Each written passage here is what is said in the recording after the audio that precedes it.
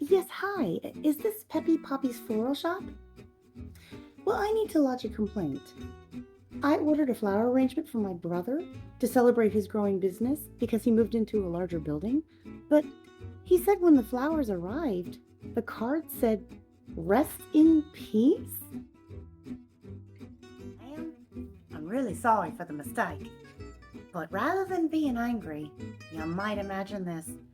Somewhere there's a funeral taking place, and they've got a floral arrangement with a card that says, "Congratulations on your new location. Thank you for calling the ranch hands of the Righteous Church, home of the Bible Bell Barbecue. How can I help you?" Hello. I wanted to get some information on your morning Sunday school classes. I attended the 11 o'clock service last week and I really enjoyed it. So I wanted to get some more information on your 9:30 classes as well. But first, I had an unusual question, if you don't mind. Not at all. Shoot.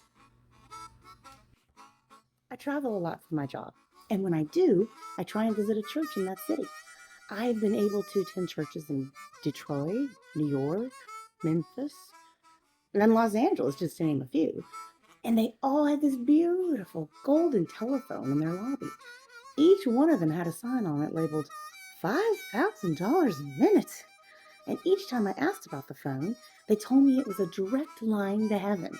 And if you paid the price, you could talk directly to God. Well, I couldn't help but notice that same type of phone was at your church last Sunday.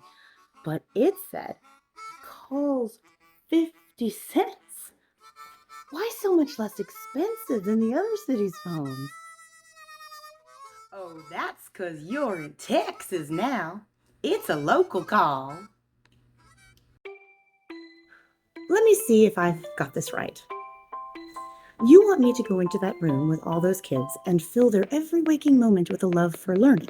I'm supposed to instill a sense of pride in their ethnicity, modify their disruptive behavior, observe them for signs of abuse, and even censor their t-shirt messages and dress habits. You want me to wage a war on drugs, check their backpacks for weapons of mass destruction, and raise their self-esteem.